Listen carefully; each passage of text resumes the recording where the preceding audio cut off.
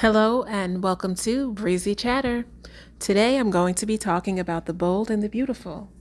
First and foremost, thank you to those who have subscribed to my channel. Your subscription is deeply appreciated, and let's get started. So we had a very interesting week. It looks like the Forrester men have made their final choices, as Ridge has chosen to go back home to Brook, and Eric has chosen to be with Donna and to reinstate her employment at Forrester. So last Friday, we got to see the Logans along with Eric Forrester, Zende, and Paris. And it turns out that it's a barbecue that's being hosted by Ridge and Brook. And Eric, of course, is beyond happy that Ridge has decided to be with Brook, because we know that Eric's allegiance has always been with the Logans and especially Brook. He seems to care more about her well-being than the well-being of Ridge's children, or Taylor for that fact of the matter. So we have Ridge visiting Taylor to break the news to her and let her know that he has decided to move back with Brook. But the way he did it left a lot to be desired. So he comes in and he makes himself known, and Taylor, she's excited to see him. She tells him that they're going to have a feast. Thomas is coming by with Douglas, and she's asking him to stay because it can't be a barbecue without him. And that's when he sort of cuts her off and says he has plans, and yes, it's going to be a barbecue hosted by him and Brook because he's moved back in. And Taylor looks stunned. She cannot believe the words that have just come out of Ridge's mouth, that he's actually going back to Brook.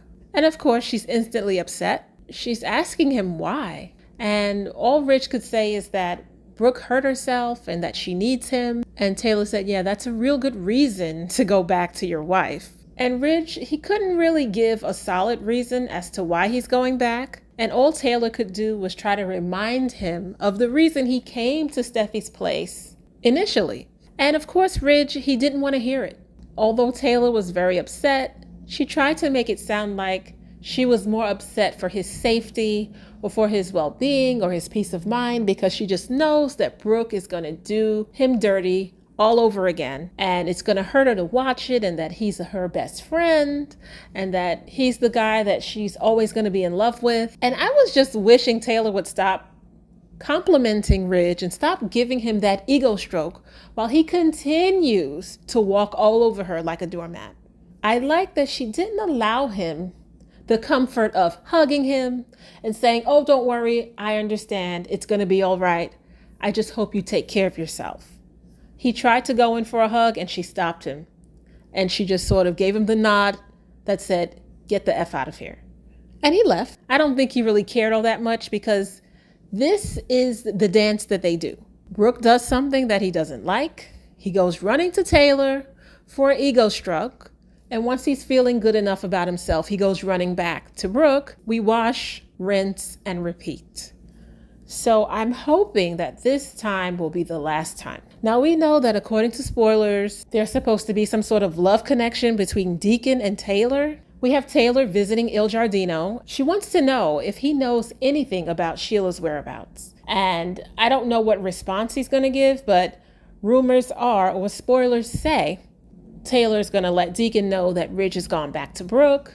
And who knows, maybe they'll sit together and they'll sort of feel sorry for themselves, because we know that Deacon has done all that he can to try to get back into Brook's bedroom. But Brook shut him down, and she told him no, she wants to be with Ridge. She told him he can no longer come back to the property. So if he wants to see Hope, he can go straight to that cabin, but he cannot come into her house. But I just wonder how the writers are going to work in a romance between Taylor and Deacon. And will it be convincing? Because everyone despises Deacon except for Hope. So I just wonder how that's going to work out. And to be honest, even though Dollar Bill was with Steffi, I think I'd rather see Taylor with Dollar Bill than Deacon. But it's going to be quite interesting to see how that works out. I'm looking forward to it. And I hope that Taylor never opens her door to Ridge again.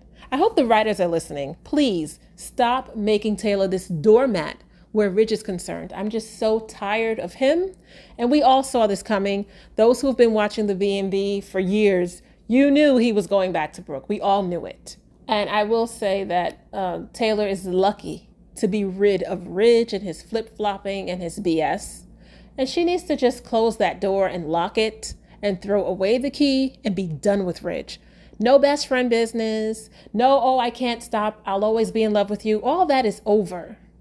Because as long as he believes that he has opportunities with Taylor, he's always going to treat her like an option. She's never going to be someone that he's going to fully respect because she doesn't respect herself. I hope the writers are able to give Taylor a partner that's not trash. But we'll have to see what happens. Will a romance blossom between Taylor and Deacon? I don't know, but I'm going to enjoy watching the writers create some sort of relationship between the two. And that is my commentary. If you liked it, hit like, subscribe, and leave comments. Thank you for your time. Until next time. Ta-ta.